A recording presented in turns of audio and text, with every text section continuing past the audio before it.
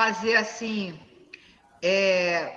como nós temos amigas hoje que não tiveram aqui na vez passada, quando eu comecei o capítulo, eu vou fazer só um preâmbulozinho, mas antes eu quero explicar o seguinte,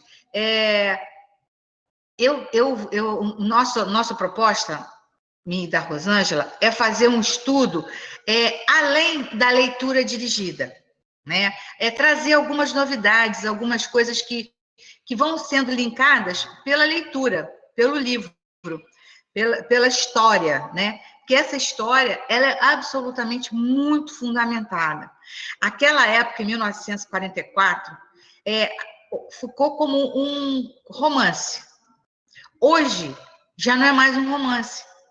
É uma história da evolução que a gente vem sofrendo ao longo desses anos. Então, agora, hoje, a gente compreende coisas que ele colocou naquela época que pareciam romanceadas. Mas, na verdade, era a linguagem que foi utilizada por André Luiz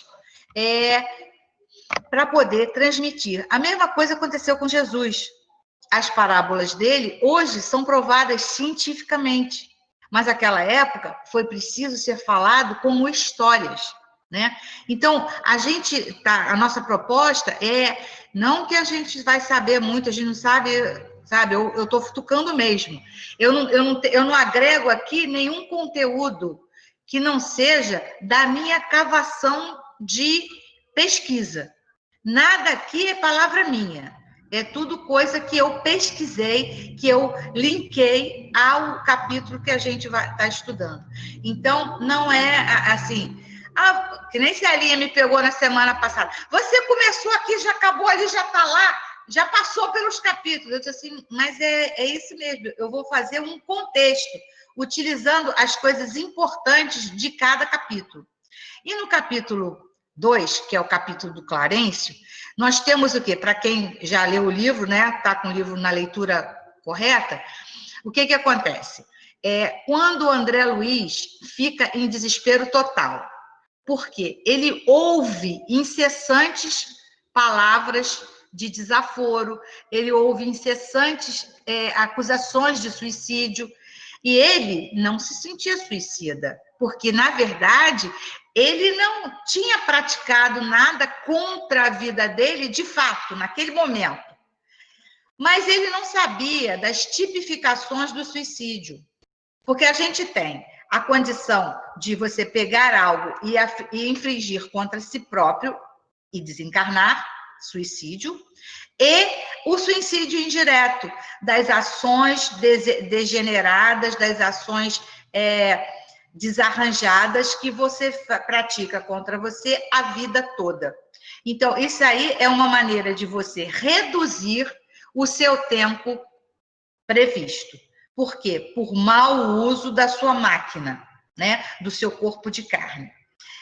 Fazendo isso, você se torna um suicida, inconsciente, indireto. Então, ele acabou sendo esse suicida. Ele ficou preso no umbral por conta da vibração do seu perispírito, porque ele era uma pessoa muito inteligente. Mas, como todo muito inteligente, era cético, né? Não acreditava nessas coisas de religiosidade, até tinha conhecimentos e tudo, mas ele não acreditava nada disso. Era um cara arrogante, né? Porque ele tinha muito saber. Ele foi uma pessoa de grande destaque, e a gente vai ver no final. Ele foi uma pessoa de grande destaque, e ele vinha naquele processo de inteligência há várias encarnações, que a gente vai conversar depois. Então, isso fazia dele aquele típico homem da época dele, que podia ir para os cabarés à noite, podia beber, porque a casa dele era a casa dele. Então, ele aí tinha essas ideias todas da sua própria época, do seu próprio tempo. Acredito que muitos homens daquele tempo, desencarnados, né, pararam lá pelo umbral por conta disso. Mas, então, esse foi o aspecto principal ali, que levou ele a busca de algo maior do que aquele medo que foi assolado nele. Tanto medo que ele perdeu totalmente a noção do tempo e do espaço. E isso, para ele, era, assim, muito tempo, né? Podia ser ou não. Mas, para ele, era uma eternidade. E ele conseguiu, no meio de tudo, aquela aflição toda, daquele terror todo, ele conseguiu ver a luz interior dele. Quando ele viu essa luz interior dele, que ele acreditou que ele não podia ter sido abandonado. Por que ele foi abandonado? Não, ele não podia ter sido abandonado, porque Deus, né, a criatura maior, que aí ele já se reportou a alguém superior a ele, a algo superior a ele, não ia deixá-lo para trás. Quando ele fez essa introspecção, a faixa vibratória dele já o jogou para uma outra onda. Ele deixou de ser perturbado. Porque quando ele pensou no alto, as luzes conseguiram chegar até ele. E aí ele foi ampliando a sua faixa vibratória. E ele orou, né, com a fervor de quem realmente reconheceu que existia algo além da materialidade que ele vivia, né, que ele trabalhava com ela, havia algo superior. E esse algo superior vibrou, né, ele, em conexão com ele, e atendeu o chamado dele. Foi quando Clarencio veio resgatá-lo. Então, a gente tem as imagens, né, do Clarencio resgatando, porque o Clarencio chegou para ele e falou que Deus não deixa nenhum filho seu para trás. Então, a gente já chegou dessa coisa do amparo. Eu vou compartilhar o ecrã aqui para a gente fazer uma... Ok, vamos lá. Vocês estão vendo a página assim? Já chegou aí para vocês? Chegou aí, mocinhos? Chegou sim. Tá dando para ver aí, Chegou. então? Tá legal. Sim. Então, a gente pode continuar, né? Eu vou só passar rapidamente umas imagens do Coloca a tela Clarencio. inteira, Tereza. Não vou colocar não, sabe por quê? Eu preciso fazer uma sequência aqui que eu vou pular algumas coisas. Ok, desculpa. Quando eu encaixar já no terceiro capítulo, aí eu já aumento aí a página para vocês. Mas está dando para ver isso aí? Tá, né? Tá sim, tá sim. Então tá bom. Aí aqui é o socorro do Clarencio, né? E aí a gente vai passando os pensamentos dele, como eu falei, né? Para quem apelar, a quem socorrer. Então foi quando ele resolutamente orou e foi atendido. Aí nós vamos aqui, deixa eu ver se eu vou aqui. Aqui foi a tipificação dos suicidas, né? Que eu já... O suicídio inconsciente, a consequência deles aqui, ó. Nós temos aqui, ó, a consequência do suicídio explicado aqui pelas questões 943 a 957, né, do Livro dos Espíritos. Isso tudo a gente não vou poder reproduzir, porque já fiz na outra aula, né? Aí aqui que é o momento X, o supremo autor da vida. Então, ele não tinha nome, né? Porque ele era um ateu, né? Ele era um homem muito inteligente. Então, ele teve que buscar dentro dele o supremo autor da natureza, que é aquele que dá a vida, né? E ele encontrou. E aí, ele orou. Aqui eu tinha feito algumas coisas em relação à oração, mas eu vou passar de novo só esse resumozinho das leis de Deus. O homem sofre sempre a consequência das suas faltas, e não existe uma só infração à lei de Deus que não fique sem a correspondente punição. Olha aqui, a lei da justiça. A severidade do castigo é proporcional à gravidade da falta. Lei de ação e reação. causa ou efeito, né? E efeito. A duração do castigo para qualquer falta é indeterminada e fica subordinada ao arrependimento do culpado e o seu consequente retorno ao bem. Retornou ao bem, cessou esse castigo, mas ele vai ter que, né, se reequilibrar, se reestruturar com o objeto que ele praticou a falta. Porque ele diz aqui, o simples arrependimento não basta, é preciso a reparação da falta, né? Assim o homem, né? Assim o homem é constantemente o juiz da própria sorte. A gente só recebe aquilo que merece, que tem que receber, né? Sua felicidade ou desgraça depende de sua vontade em fazer o bem. Na maioria das vezes, o que lhe falta é a vontade, a força e a coragem. Com nossas preces, podemos lhe inspirar essa vontade, tá vendo? Os espíritos superiores estão dando a dica, dando-lhe apoio e entusiasmo. Com nossos conselhos, podemos transmitir a ele, o faltante, o conhecimento que lhe falta. Com isso, estamos sendo instrumentos de outra lei, a lei do amor e da caridade. Então, a gente tem que entender que tudo que a gente faz está regido pelas leis da natureza, né? Estão regidos pelas leis da natureza e está dentro das leis divinas. Aí, qual foi aqui o resultado da oração para André Luiz? Ele experimentou singular renovação de energias, operara-se, né? Operara-se nele uma completa transformação. Já não era mais o doente grave de outrora. Por que isso? Porque, veja só, ele era espírito naquele momento, né? O que estava sendo ali conturbado era o seu perispírito. Ele estava ali no seu corpo fluídico. Então, logo que ele recebeu uma energização, ele se recompôs, ele ficou melhor. Lógico, ele vinha há muito tempo trabalhando em ondas negativas, né? Em camadas vibracionais pesadas. Mas, a partir do momento da oração, ele já se recompõe.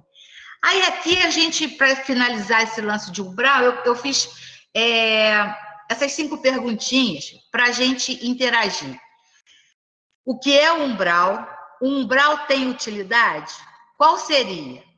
Quanto tempo é preciso viver no umbral? Todos já passamos pelo umbral? Então, me veio essas perguntas ao final desse capítulo.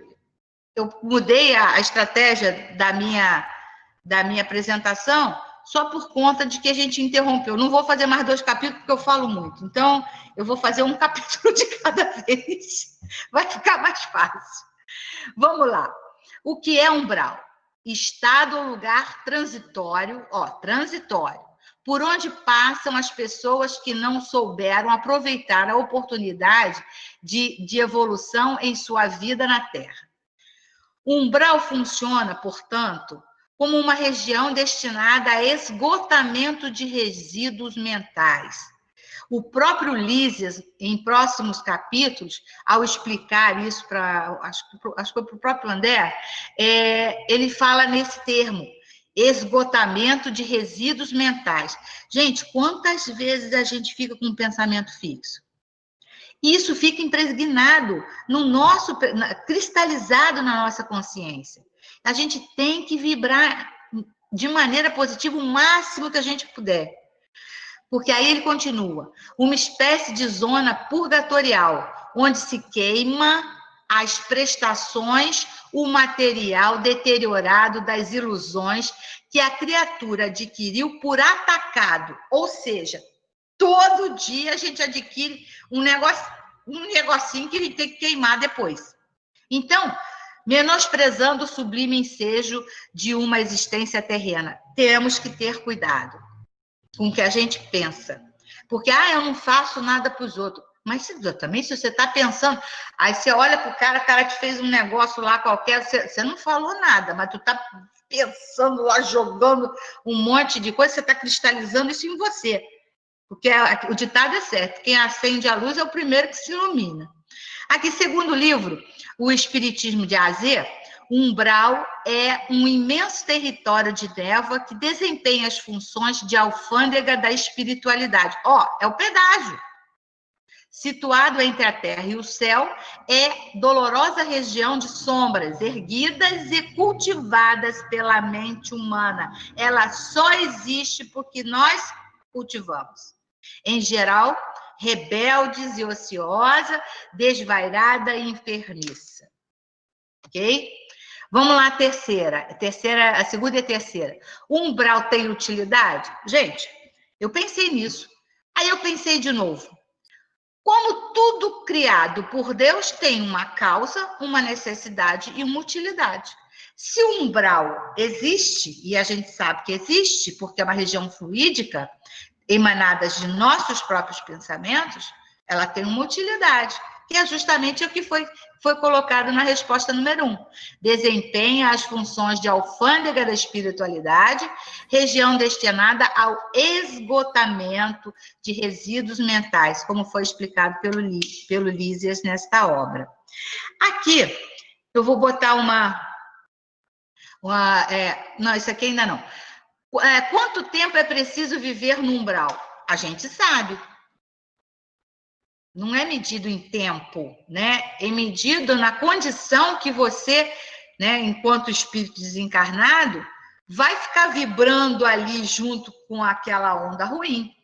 Isso vai depender da própria individualidade do espírito em desencarnação, considerando o seu modus vivendi. Conforme você vivia, porque você não vira santo quando desencarna, e aí você vai ter uma maior fortaleza ou uma menor fortaleza, e isso vai depender do tempo, isso vai dar o jogo, né, o degrau, para você estar preso ou não a essa faixa vibracional pesada. Aí a gente vem aqui, como aqui, ele foi lá socorrido, né? Agora nós já vamos começar a entrar no terceiro capítulo. Ele está sendo socorrido, né? O finalzinho do segundo capítulo. Clarencio, que se apoiava num cajado de substância luminosa, tateando um ponto da muralha, faz-se longa abertura ao longe, gracioso foco de luz, dava a ideia de um pôr do sol. André foi acolhido em um hospital e recebeu uma reconfortante caldo e água fresca que o reanimaram inesperadamente como uma alimentação sedativa às suas energias. Bom, aí, até no filme, eles valorizaram pra caramba essa muralha. Aí eu falei assim, gente, essa muralha tem que ter alguma coisa a mais. Eu vou ver se eu acho alguma coisa para passar para as meninas. E realmente achei um conteúdo explicando para que serve os muros em volta da colônia. E é um pouquinho, assim, é uma carta, né? E eu não quis tirar nada do que a pessoa produziu, porque eu achei, assim, muito explicativa. E eu vou passar aqui para vocês. Tereza? Oi, amor. Alguém quer perguntar? Não. Só aumenta porque tem pessoas que estão com Não, celular. agora para frente eu vou aumentar, tá? Tá bom. Agora eu vou aumentar que eu já vou entrar na forma de... Ficou bom agora? Isso, ficou ótimo. Então tá bom. Agora eu já vou começar encaixando na explicação de hoje. Bom, a muralha. Para que servem então os muros em volta da colônia? Para compreender essa particularidade da arquitetura de nosso lar, precisamos remontar a história, atentar para os fatos que regem a formação das cidades espirituais, colônias de transição que servem para trabalho e aprendizado de espíritos ainda condicionados ao hábito do mundo. criada em 1900, no século XVI, por portugueses que desencarnaram no Brasil, a colônia Nosso Lar, afeita ao nosso país, era habitada pelos espíritos dos índios que o povoavam com suas tabas em meio à floresta. Isso a gente já sabia. Eu só quis voltar para coisar o contexto. Vamos lá. Os portugueses estabeleceram seus edifícios com trabalho perseverante e solidariedade. No início, as moradias eram muito ligadas ao mundo físico. É aquela coisa, a gente desencarna, mas a gente continua mesmo, né? Então, é justo que essa memória seja a memória da sua última encarnação. Ninguém suportava a ausência de notícias da parentela comum, conta André Luiz. Boatos disseminavam aflições e calamidades. A cidade era mais um departamento do umbral que propriamente uma zona de refazimento e instrução. Por volta de 1750, o governador proibiu o intercâmbio generalizado. Ele teve que tomar uma atitude enérgica. Com o passar dos séculos, nossa sociedade materialista criou instituições egoístas. Escravidão e mordomias marcaram a nossa história. Em nosso lar, gente. Povoando-se poucos palácios e muitos cortiços. Olha só. Por quê? A pessoa desencarnou e levou. Olha a prova aqui. Levou o que era. Vamos lá. Os indivíduos que aqui exigiam regalias e vantagens viviam dores e remorsos no outro lado da vida.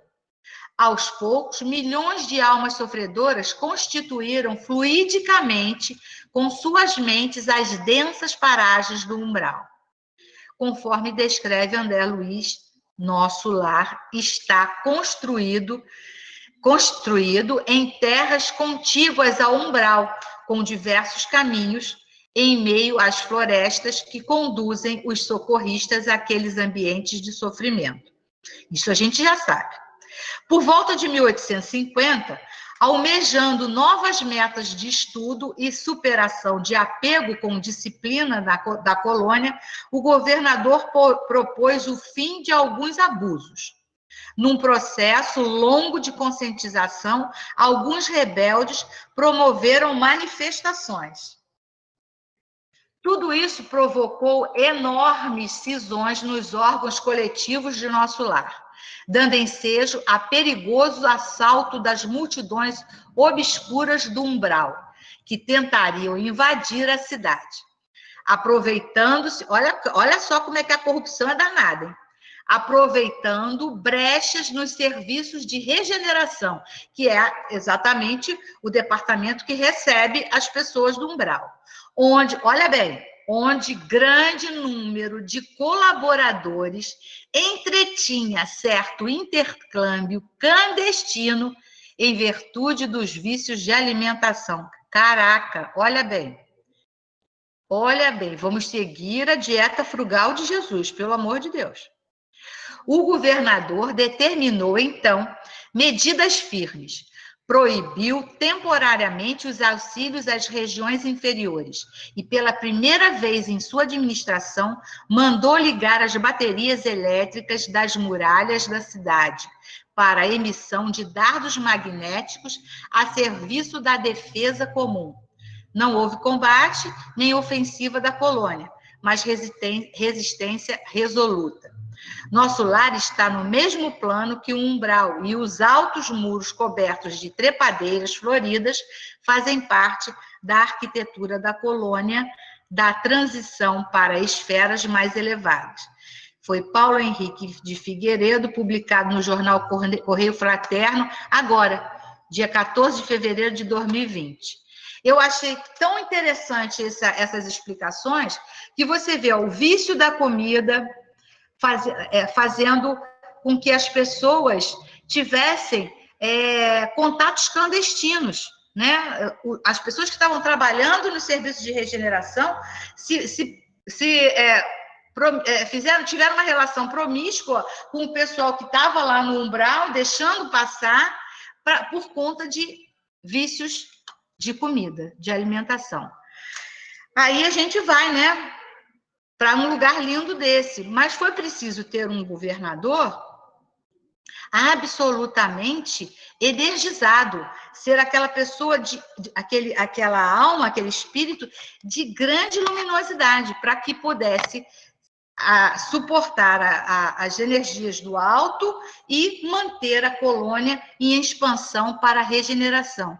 Porque a gente sabe que o Ministério do Auxílio e o Ministério da Regeneração são os ministérios mais próximos da Terra, né? São os que ali a gente vai receber o povo, né? Nós que estamos aqui encarnados. Agora, já os outros já têm uma ligação com a parte dos outros ciclos de elevação. Bom, aí aqui são as expectativas dele, ele sendo encaminhado, né? Como essa aqui é uma cena do filme. O Clarencio está aqui nessa aqui do meio, o Clarencio está aqui vendo os padioleiros levando o André para o PS de lá, né? Para depois ser internado, né? Num lugar mais abrasivo. Mais abrasivo. Vamos lá. Aí ele aqui está, né? Sendo recebido, tendo a acolhida do pessoal de lá, né? E está espantado, né, de ver que lugar é aquele, amplas condições, ele está deslumbrado, porque ele vinha de uma sensação muito ruim, né? E aí a Rosângela gostou foi essa frase, semelhava-se a um cego venturoso que abriu os olhos depois de longo tempo. Não, isso é na outra página que você gostou. Deixa eu virar aqui. Recebendo água e recebendo um caule. Fala, amor. Se alguém quiser saber mais sobre o que você falou da alimentação, nós temos um capítulo, tá? O capítulo 60, o capítulo 9, problema de alimentação. Isso que a Tereza contou, né? Que o Paulo Figueiredo escreveu, mas esse fato está no capítulo 9. Quem quiser mais tarde saber mais, está ali, né? Exatamente como a Tereza trouxe, esse contrabando de alimento. É imperativo que todo mundo leia o livro. Pois para que verdade. As dúvidas, por exemplo, as dúvidas vocês podem jogar para a gente e a gente, na próxima, a gente traz traz algum esclarecimento que a gente vai buscar, vai procurar. Então, ele pergunta, né? Que estrela é aquela que brilha? Só que ele não entendeu que é o mesmo Sol que brilha, o planeta é o mesmo, né? O mundo, né? O sistema é o mesmo. Só que ele estava na outra dimensão, e lá em nosso lar é muito melhor, né? Já saiu dessa parte mais densa da Terra. E aí é mais ou menos assim. Bom, vamos mais para frente, que isso aqui já... Aí ele estando aqui, ó, nosso Sol... Aí estamos nas esferas espirituais vizinhas à Terra. E o Sol que nos ilumina, neste momento, é o mesmo que vivifica o corpo físico. Porque o universo é o mesmo que está no nosso planeta Terra. Aqui, entretanto, nossa percepção visual é muito mais rica. A estrela que o Senhor acendeu para os nossos trabalhos terrestres é mais preciosa, é bela que supomos quando no ciclo carnal. Nosso Sol é a divina matriz da vida.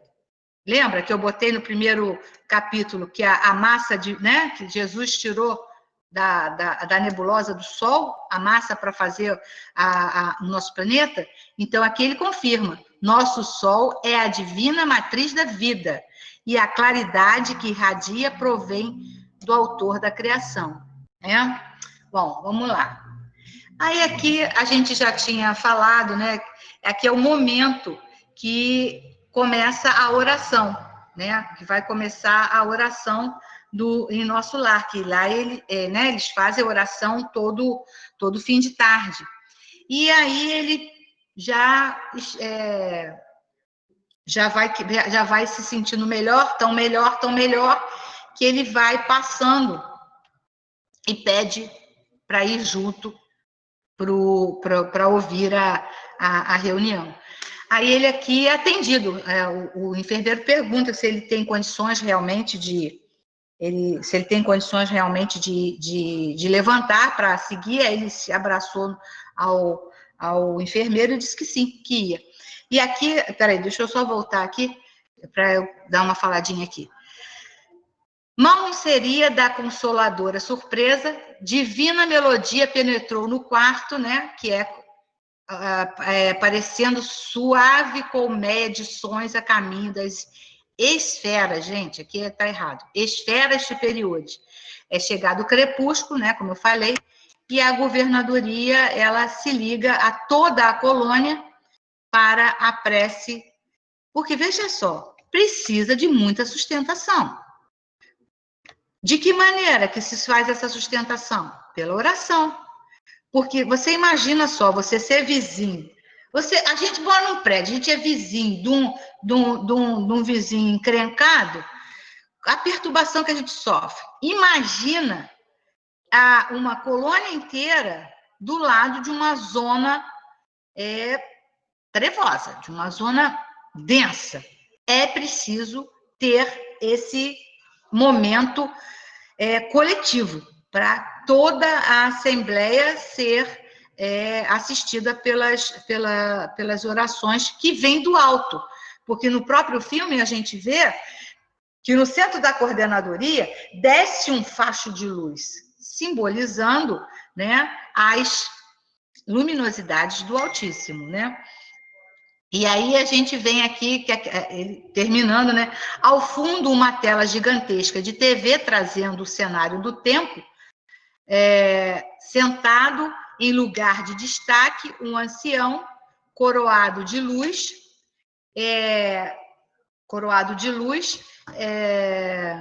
em atitude de prece, vestindo uma túnica resplandecente, embaixo 72 pessoas em silencioso respeito. Aí aqui temos a imagem, olha, o governador ao centro, o coração de luz, que simbolizando as luzes do alto, e aqui são os ministérios com seus 72 ministros, cada ministério tem 12, né? E essa é uma ilustração da Eigorina, né? Que ela tem um livro com essas publicações do que ela teve lá em desdobramento e fez esses desenhos. Vocês já sabem disso, né? Só para contextualizar. Vamos lá. Aí ele vê, né? Ele vê o Clarencio lá no fundo, né? Aí ele diz, né?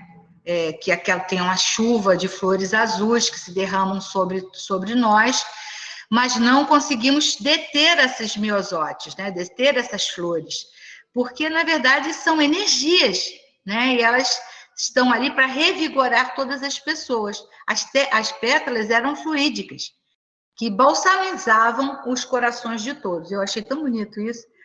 E depois de anos de sofrimento, né? Aí essa frase aqui, que foi a frase X, né, Rosângela? Depois de anos de sofrimento, o pobre coração, saudoso e atormentado, como um cálice por muito tempo vazio, encherá-se outra vez das gotas generosas do licor da esperança. É poesia pura, né? 1944, poesia pura. Maravilhosa, né? Nossa, não é? Aí aqui a gente já vai partir para... aqui já estamos passando por dentro do capítulo 3, né? Da abóbada cheia de claridade brilhante pendiam delicadas e flóreas guirlandas que vinham do teto à base, formando radiosos símbolos de espiritualidade superior. Ao fundo, em tela gigantesca, né, desenhava-se prodigioso quadro de luz quase esférica. É uma luz meio prata. Todas as residências e instituições de nosso lar estavam orando com o governador através da audição e visão à distância. Quer dizer, essa sustentação é necessária para o fortalecimento do trabalho da colônia, né? Então, vamos aqui. Aí, energias renovadas. Todas as residências e instituições do nosso lar estavam orando com o governador através de... Tá, isso é o que eu já falei, né? Quando uma abundante chuva de flores derramou sobre André e o amigo que o assistia, mas eles não conseguiram detê-las nas mãos, pois desfaziam-se de leve ao tocar-lhes a fronte, experimentando todos singular renovação de energias ao contato das pétalas fluídicas. A primeira prece coletiva em nosso lar operara no ex-médico completa transformação. Aí aqui, o básico, quando a gente tem aqui, uma das coisas que a gente precisa relatar é essa alimentação, que ele fala em remédios salutares, que foi o caldo que ele tomou e a água. Mas lá atrás a gente disse que nosso lar tinha problemas, né, de alimentação e tudo. Mas esse caldo e essa água foi mantida para que pudesse reanimar as energias de nós que vamos chegando, né, dos desencarnados. Então, aqui nós temos, né, remédio salutar, portadores, fluidos divino, que reanima e dá novas energias. Aqui nesse quadrinho aqui, acho que ficou bem colocadinho, né? Bem explicadinho. Vamos mais à frente. Quando encarnados, elegemos, com exceção, o regime alimentar fundamentado em alimentos densos e gordurosos, criando a viciação física e o condicionamento psicológico correspondente. Então, isso aqui vai colaborar com a carta que nós lemos lá em cima da explicação das muralhas. A governadoria levou mais de um século para realinhar os costumes dos recém-chegados, na criação de nova cultura comportamental. Veja bem como é que nós somos resistentes. Os serviços de alimentação em nosso lar foram reduzidos à inalação de princípios vitais da atmosfera através da respiração e a água misturada a alimentos solares, elétricos e magnéticos. Você vê a importância dessa água.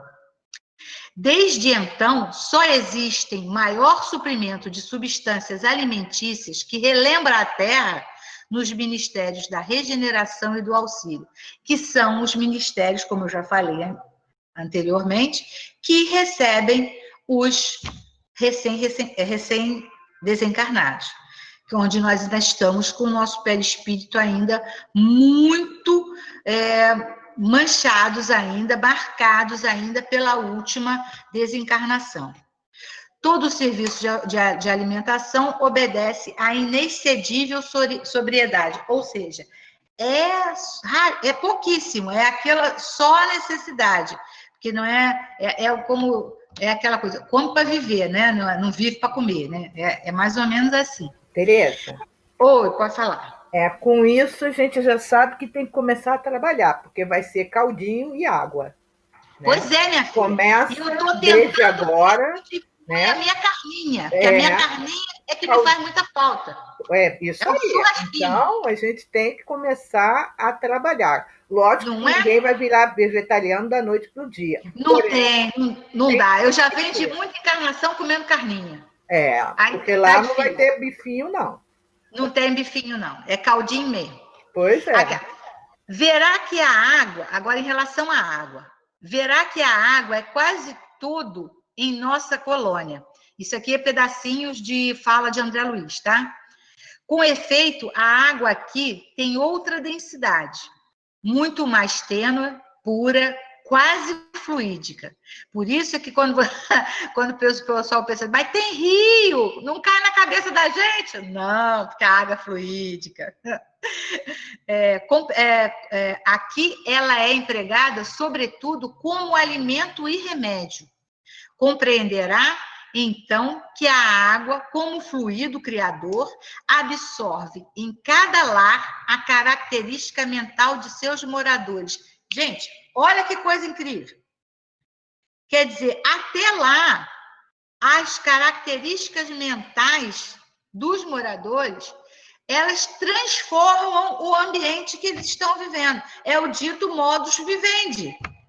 A gente tem que entender que é aquela coisa, o que a gente faz, o que a gente pensa, é o que a gente emana. Essa que é a coisa, aqui e lá.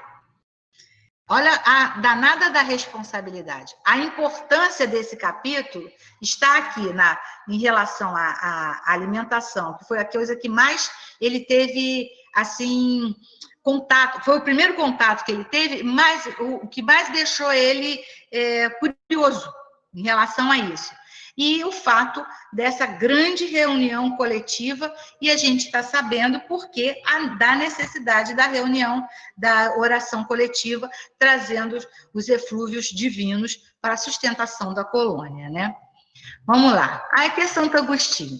Nós que já trilhamos os escuros caminhos da ignorância espiritual e que achamos a senda da verdade, voltamos ao mundo dos homens para reafirmar que o princípio das dores da vida humana é a escolha de caminhos que não estão nas cartas universais das leis divinas. Lá em cima, eu fiz um resuminho das orações, né? Do que você inflige, das leis que você inflige quando você não tem uma... Como é que eu vou falar isso assim? Quando você não tem aquela firmeza de pensamento, né? Vamos botar uma coisa assim mais no português raso. Aí o apelo do André. Ó amigos da terra, tantos de vós podereis evitar o caminho da amargura com o preparo dos campos interiores do coração. Muitos. Todos nós, né? Agora aqui, ó, o que nos leva para baixo? É o dita-cuja do orgulho lá. Segura no galinho fino, mas tá lá seguro no nosso orgulho, né? Nós somos assim, gente, é um negócio terrível. A gente precisa realmente tentar mudar algumas coisas na gente. Acendei vossas luzes antes de atravessar a grande sombra. Ó, quantas vezes a gente já atravessou a grande sombra? Buscai a verdade antes que a verdade vos surpreenda. Suai agora, para não chorardes depois. Vamos suar a camisa agora, gente.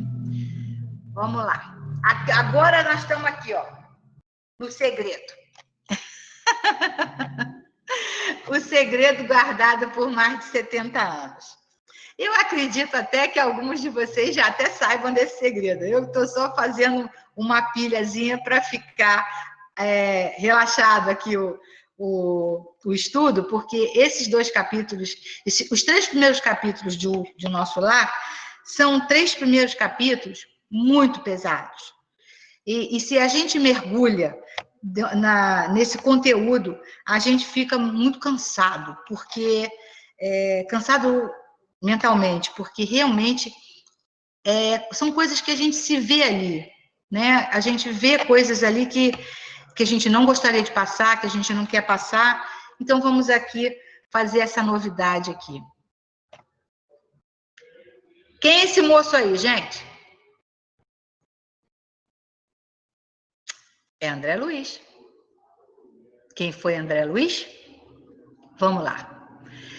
Ércio Márcio Sintra Arantes, dirigente do Instituto de Difusão Espírita de Araras, que era amiguíssimo de Chico Xavier, fez um testemunho conversa em um testemunho conversa na casa de Chico, que confirmava a identidade de André Luiz, fato que só pôde ser divulgado a partir dos anos 90, porque ele já tinha feito uma confusão lá, já tinha tido uma confusão com o irmão X, lembra? Humberto de Campos. Por quê, coitado? A família quis direitos autorais, porque vende mesmo, né, os livros, né? Vende pra caramba, aí já viu. E esse relato eu peguei em consulta ao Anuário Espírita de 2004, que esse Ércio Márcio, que era dirigente dessa desse Instituto de Difusão, é uma gráfica, né, que publicava a maior parte dos livros do Chico. Ele era muito amigo do Chico, esse diretor aí. Aí aqui nós temos quem? Carlos Chagas. Talvez que o trabalho de André Luiz não encontre uma compreensão generalizada no momento. Isso aqui, ó, 26/1/1944, foi essa colocação desse senhor Arthur Joviano. Não encontre uma compreensão generalizada no momento, mas podem acreditar que, para a educação espiritual do indivíduo encarnado, esse esforço apresenta ilações muito graves pela exatidão dos conceitos a que chegou o mensageiro, aproveitando todas as possibilidades de simplificação ao seu alcance. Vivemos uma época de grandes revelações interiores. Então, já em 1944, esse senhor já entendeu a imensidão de conhecimentos que estavam vindo nesse romance, que não é um romance. Hoje a gente sabe disso. E esse aqui é um quadro de Carlos Chagas, tá? Que foi o próprio Chico que pediu para pintar. Eu vou explicar mais para frente aqui. É preciso lembrar do momento em que André Luiz aparece na obra de Chico Xavier. Chico e a FEB haviam tido a grande desilusão de enfrentar um rumoroso processo judicial da família do escritor Humberto de Campos, em disputa por direitos autorais. Segundo informações do próprio Chico, Carlos Chagas fora o escolhido por uma comissão de 12 sábios da espiritualidade maior para ser o intérprete para o plano físico do que, àquela época, julgou-se possível revelar acerca da vida no mundo espiritual e sua relação direta com o mundo terrestre. Hoje, o Décio estava falando que ele tem um amigo que é linguístico, né, que é uma pessoa que tem doutorado, mestrado, blá, blá, blá, blá, e estudou os livros de André Luiz e percebeu que tinha mais de cinco autores dentro da obra dele. E aqui, a gente tem aqui, ó, segundo informações do próprio Chico, Carlos Chagas foram escolhidos por uma comissão de 12 sábios do plano da espiritualidade maior para ser intérprete para o plano físico naquela época, entendeu? Então, o que acontece? É uma comissão de espíritos de escola que estão por trás desse trabalho de André Luiz, tá? Que é o Carlos Chagas.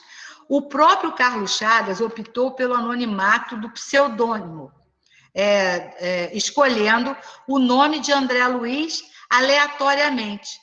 Porque ele perguntou assim, o Chico perguntou para ele, qual o seu nome?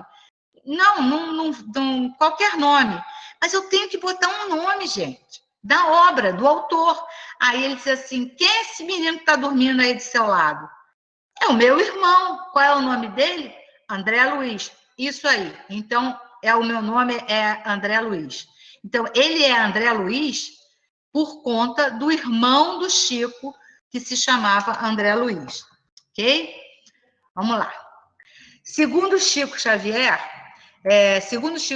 me contou pessoalmente, alguns dados bibliográficos do espírito comunicante foram alterados propositadamente para que não se intentasse, àquela ocasião, o descobrimento de sua personalidade.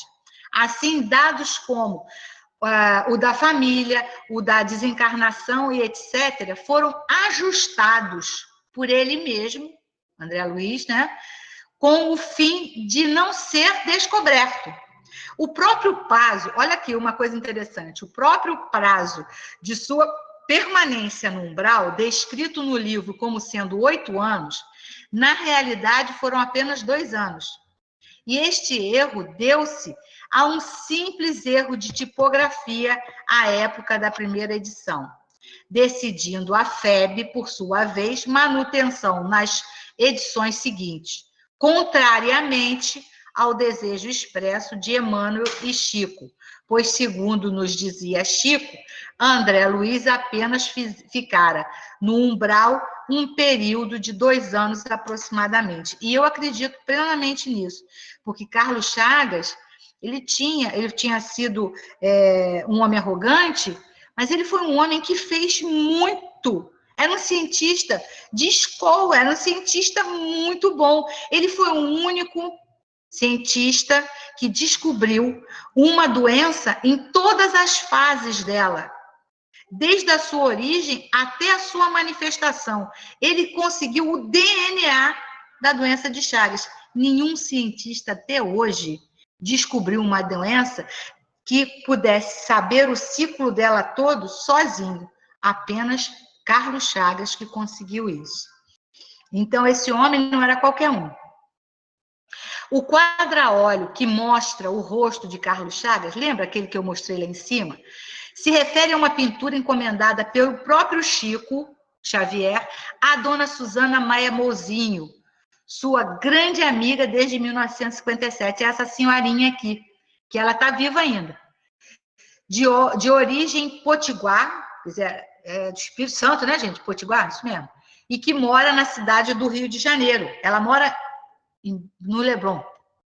Chico solicitou a ela que arranjasse um artista plástico de sua confiança e encomendasse a ele a feitura de um quadro a óleo do rosto de Carlos Chagas e ainda que o referido pintor se baseasse na escultura em homenagem a Carlos Chagas, que se encontra na Praia de Botafogo, na cidade do Rio de Janeiro. Ele foi absolutamente específico e ele só queria o rosto. O artista, então, se dirigiu à estátua de Carlos Chagas e fez o retrato conforme havia encomendado o Chico. Quando Dona Susana levou finalmente o quadro até Chico Xavier, em Uberaba, este lhe disse: Susana, este é o retrato de nosso benfeitor André Luiz.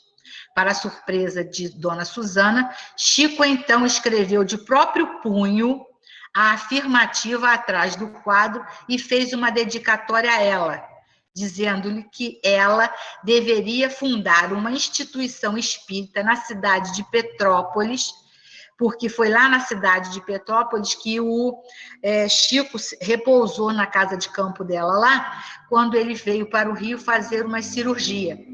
Então, ele ficou repousando lá algum tempo.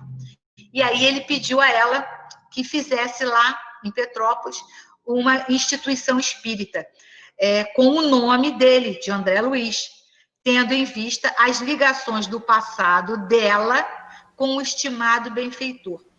Conta, né, que ela foi, algumas vezes, filha e outras vezes esposa do Carlos Chagas André Luiz. E ela fundou mesmo, o Leal, Lar Espírita André Luiz, lá em Petrópolis. Tereza, podemos fazer só uma correção? O Potiguar é do Rio Grande do Norte.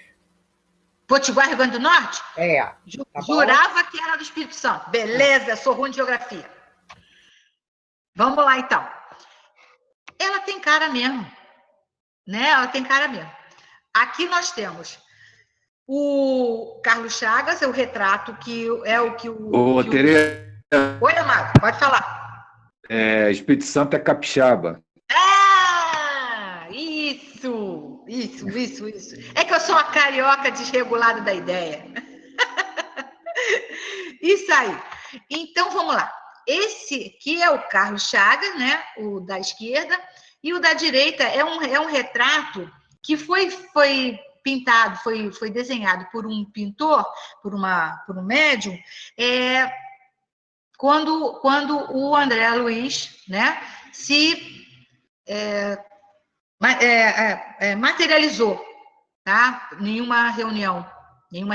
Então, esse retrato, você pode perceber a semelhança, inclusive, das entradas do cabelo, ó, o bigode, né? Os sucos da boca, absolutamente parecido com até o olhar, se você perceber, o olhar é muito parecido. Então, aqui já tem uma prova, né, mais ou menos. Não preciso dizer que o referido quadro que conheço, que é esse rapaz que está escrevendo isso aqui, ele conhece esse quadro, que ele conhece a dona Susana e já esteve na casa dela.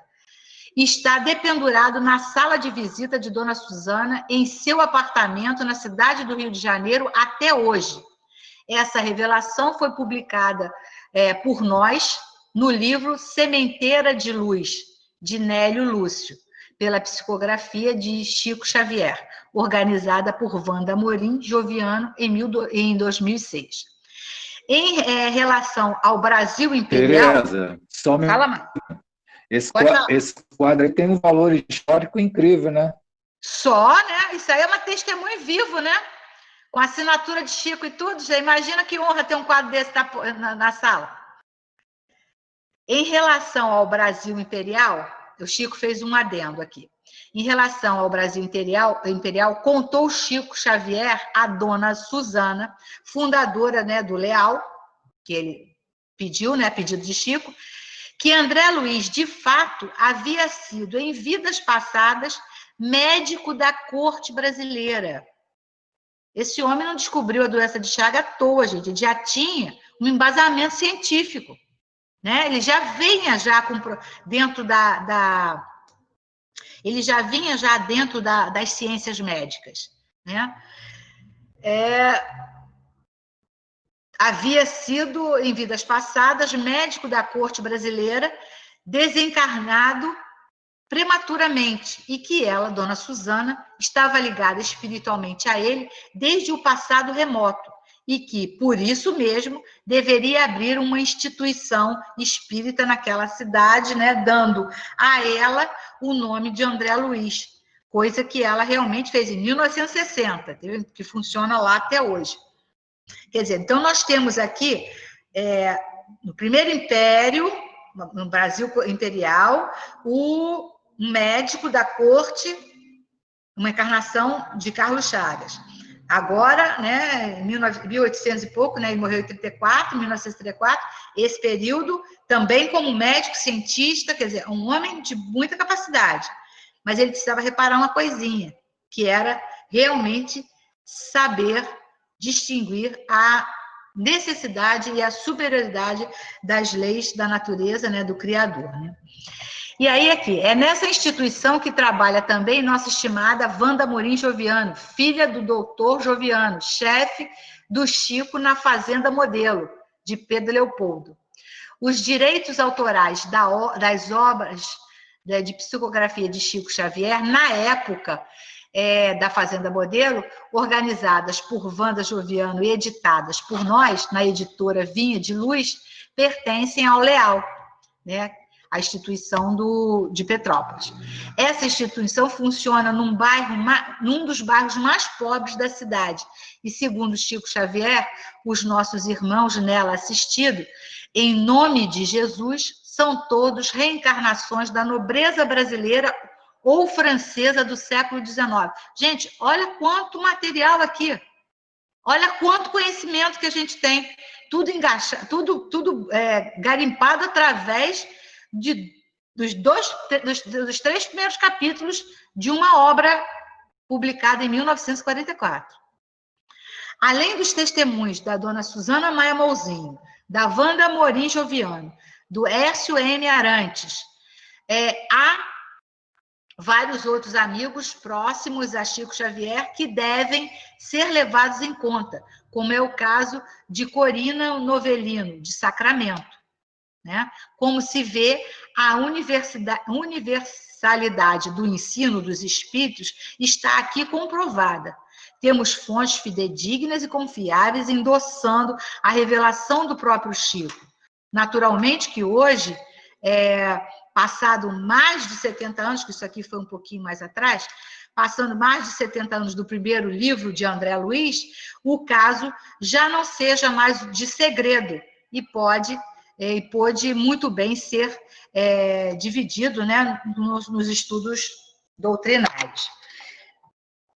Outros pontos a serem esclarecidos: a primeira menção de Emmanuel ao espírito de André Luiz nas reuniões da Fazenda Modelo foi em 31 de março de 1943, data que nos revela a desencarnação de Allan Kardec. Essa informação está no livro de nossa edição Deus Conosco, publicado em junho de 2007.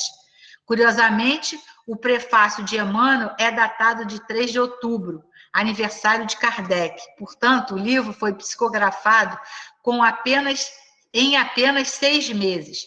Isto é um dado histórico comprovado com os originais das referidas mensagens que estão sob nossa guarda e que integram o escopo das mensagens dos livros aqui citados, Sementeira de Luz e Deus Conosco, de nossa edição.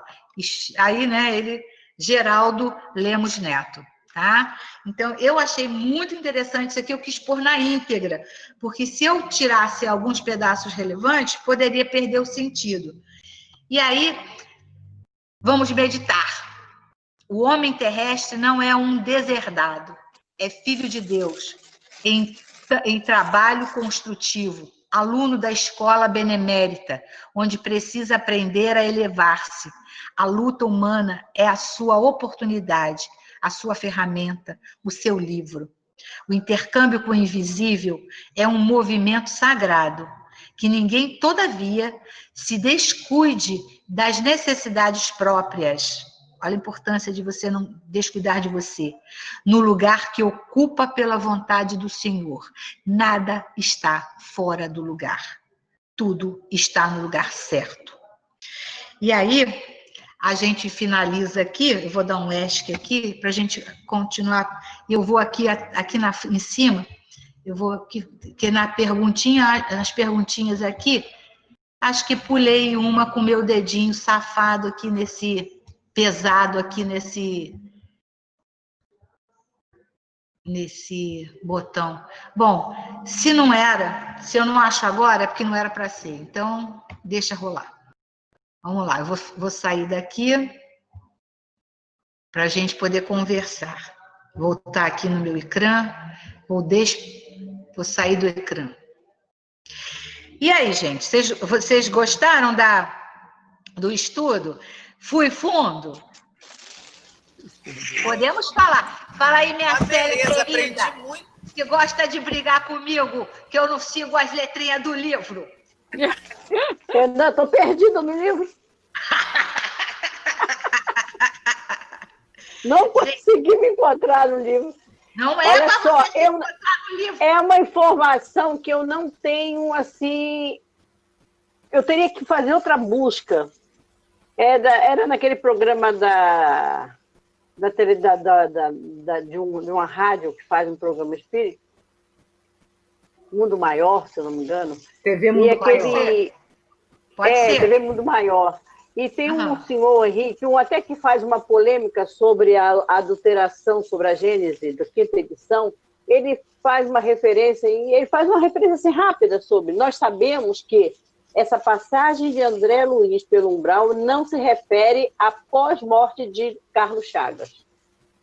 Teria sido em uma desencarnação anterior. E ele aprendeu tudo aquilo, reencarnou como Carlos Chagas, porque não daria tempo entre o desencarne de Carlos Chagas e aí ele começar já a ter todo esse conhecimento, 10 anos. Mas aí ele desencarnou em 34. Se ele ficou só 2 anos no umbral, ele ia ter tempo de receber. Ele ia ter tempo de receber as informações. Porque você ele diz que não dá tempo. Ele diz que não dá tempo. Apesar que ele tinha a comissão, como você disse aí, de 12 pessoas, né? De outros de 8 anos, não de 2. Mas essa informação veio de Chico. Meu filho, Chico falou, estou junto com ele. Vou discordar dele com todo. Entendeu? Vou discordar de Chico. É muito interessante isso, porque a gente sabe que, aos poucos, muitas revelações vão sendo feitas. A Célia já tinha falado essa questão do umbral, né? Já ouvi você falar isso. Seria até interessante se você também buscasse essa informação, Célia. Vai pesquisando, vê se encontra alguma coisa. Eu teria que olhar aqueles programas todos da TV Mundo Maior quando o apresentador faz essa colocação. Que deve ter falado. Isso eu aprendi. Porque é muito conhecimento, mesmo para 8 anos. Espera aí, eu vou fazer essa... Como é que é? Umbral de André Luiz, anterior. Anterior a Carlos Chaves. Por exemplo, essa pessoa que você fala, que tem o sobrenome de Henrique, é exatamente um desses nomes que ela usou numa apresentação aí. É o Paulo Henrique, o Pedro Henrique, alguma coisa. Paulo Henrique, uma coisa assim. Ele é um que cria aquela polêmica sobre a adulteração da Gênese na quinta edição. Isso mesmo. Agora, né? Mas o que é importante, né? Dentro do que a gente sabe que, com o tempo, muitas outras informações vêm vindo. E isso é que é bom. Exatamente. Tá? O que acontece? Com o tempo, por exemplo, eu estava até esperando ela falar, eu falei, vai falar. Hoje falou isso. Vai falar. As provas... A Marlene Nobre foi a presidente da Associação Nunca ele fala doutora. E para ela desencarnou e fechou com isso. Para ela, né? Lógico que tem que se estudar muito sobre isso. O Chico seria a reencarnação de Allan Kardec. Cadê Kardec? Tanto ela quanto várias outros que tem. Mas nós não vamos entrar nesse... Mas nesse momento aqui, nós só estamos lidando com a desencarnação do médico lá do tempo do Império, a gente não vai entrar, porque até então Carlos Chaves e que virou André Luiz. É algo que é para estudarmos. E muito estudo. Vera quer falar. Fala, Vera. Oi? Você quer falar, né? Não, quero não. Quer mais não? É que eu estou ligado, estou falando com a minha cachorra. Então... O próprio Décio hoje comentou... Vera, fecha o teu som aí, por favor, que dá oscilação. Obrigadão. Olha só, eu achei muito interessante... Posso falar, Tereza? Por favor. Eu achei muito interessante aquele material que você trouxe do início da formação do nosso lar, porque a gente, pelo livro, sabe, a gente vê uma parte da situação, né? O local desenvolvido, aérobos, né? Aquilo tudo, jardins maravilhosos, a gente vê uma visão diferente.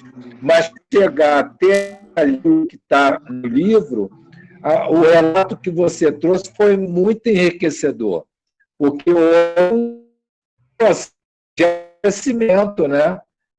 Porque teve lutas internas, então esse relato foi muito importante a gente ter um entendimento que até quando chega que o nosso lar está, precisou de luta, de perseverança, de objetivo dos seus líderes, dos governadores. Exatamente, o governador forte, porque ele teve que usar a força para que as pessoas fossem educadas, né? A força no sentido, na força da sua moral, né? A força moral para recompor aquelas criaturas, nós, né?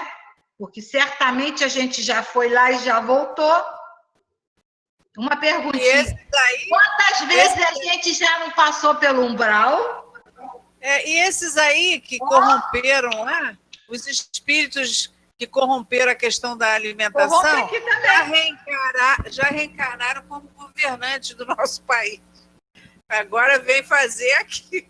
Exatamente. A gente já... Porque o que acontece? A gente vai lá até o auxílio. Aí você faz o seu ministério lá, diminui seus perispíritos, pega lá a sua missão e volta. Porque nós somos espíritos comuns. Nós ainda não estamos, nós estamos adquirindo a nossa progressão, né? Estamos ainda no primário. Vamos indo, vamos indo, vamos indo, vamos indo. Estamos aqui na nossa reforma íntima toda vez. Passamos pelo umbral várias vezes. Porque se ele está aqui, em volta de nós, do nosso planeta, e é uma região vibracional, quantas vezes a gente não sente ira? Me conta. Quantas vezes numa fila de banco você tem vontade de esganar a pessoa que está na sua frente? Ou um caixa que está lerdo. Aí você muda de fila. Aí o outro caixa fica lerdo. Não é o caixa que fica lerdo, gente. Nós é que estamos agoniados. Nós é que estamos ali naquela ansiedade.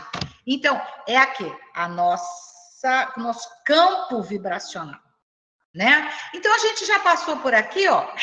Já foi e já voltou. Por que a gente tem medo de morrer, gente? Conta aí. Temos medo de morrer porque a gente tem lembranças incorporadas na nossa consciência, lá atrás. Tem lembranças. Então, a gente, lógico, evidente, vamos ter medo de morrer. Eu não só tenho medo, como tenho vergonha, porque eu tenho medo de passar de novo, é a mesma coisa. Entendeu? É essa coisa. Porque quanto mais consciência a gente tem, quanto mais a gente entende, mais a gente... Olha que susto, Tó! Meu susto, meu cachorro aqui, que quase matou de susto. Então, quanto mais a gente vive, é dessa forma. Rô, chegou o nosso horário. Pois é, eu já estou olhando aqui, 21h42, meu Deus do céu. Pois é. Vamos para frente. O que nós sempre orientamos é o seguinte: leia os capítulos, pesquisem também. Tragam dúvidas. Traz as dúvidas para a gente também, né?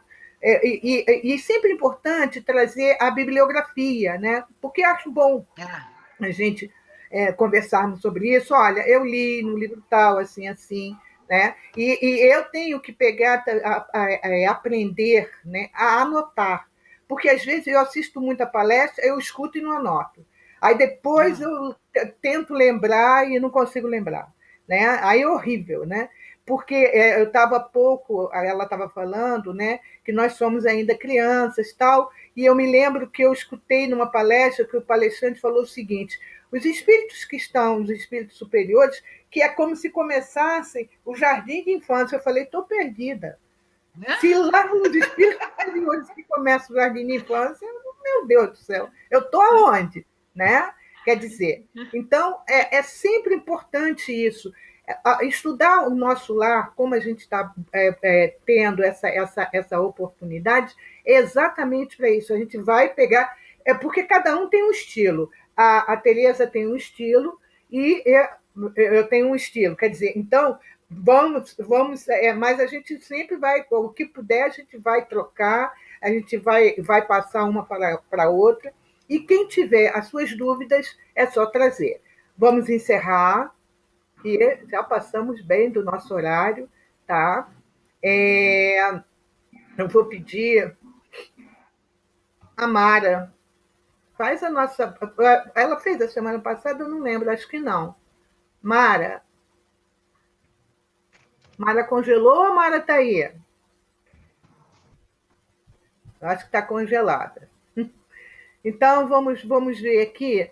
Vera, você precisa sair agora? Não. Dá para fazer a prece?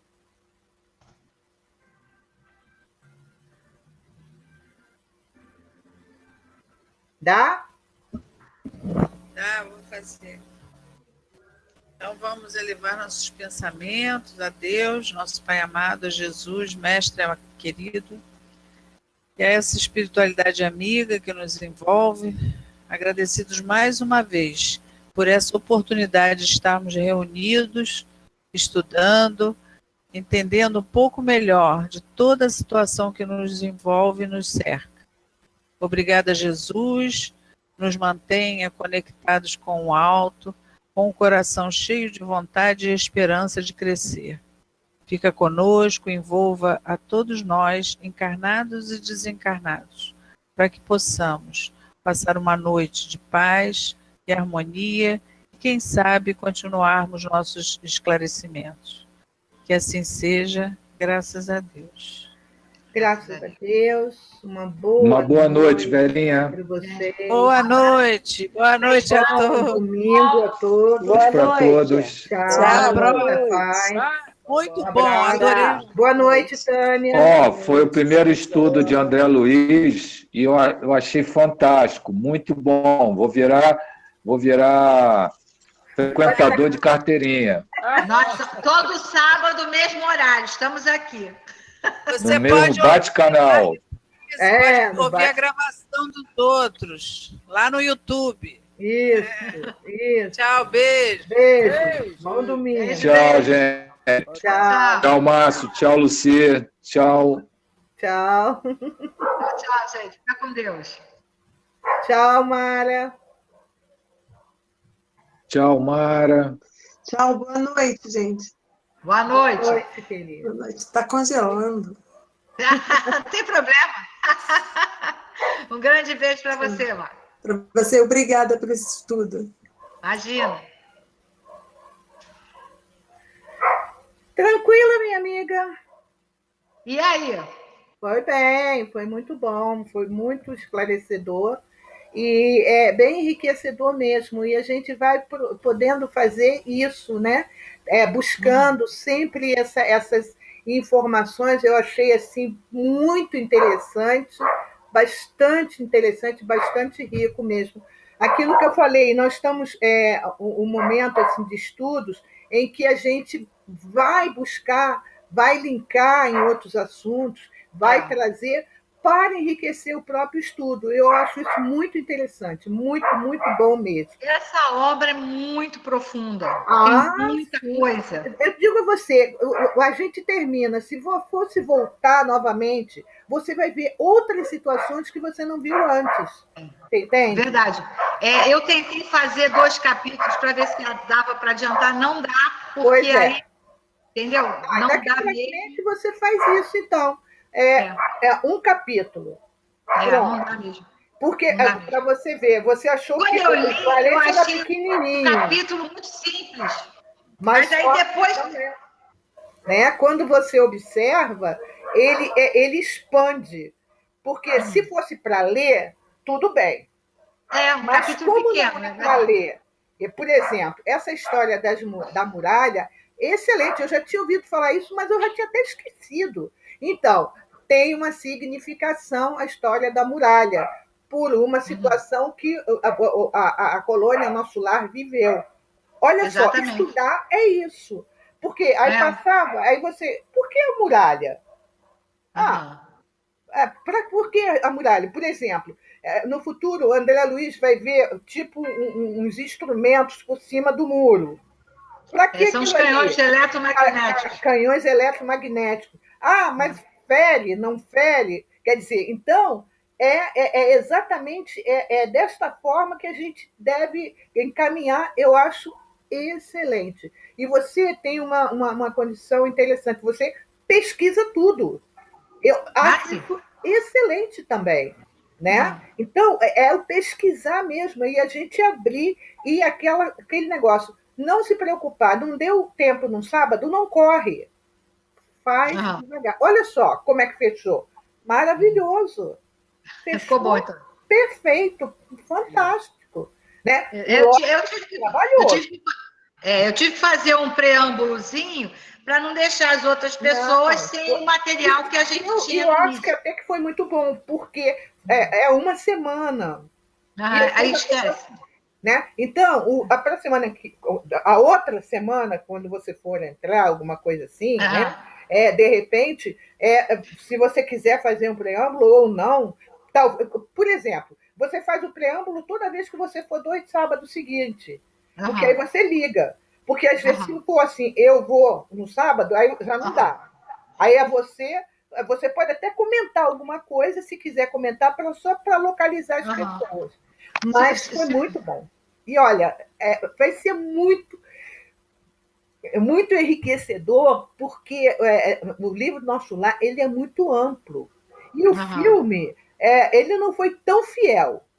Né? Ele não foi muito fiel. Porque o que acontece? O filme retrata a imagem, a ideia também do autor, não é do autor, claro. do diretor. Do diretor, claro. Do diretor. Claro. Então, o livro não. O livro é a mensagem da espiritualidade. Da espiritualidade. Agora, o outro já é uma história, né? Isso aí. Eu achei muito bom mesmo.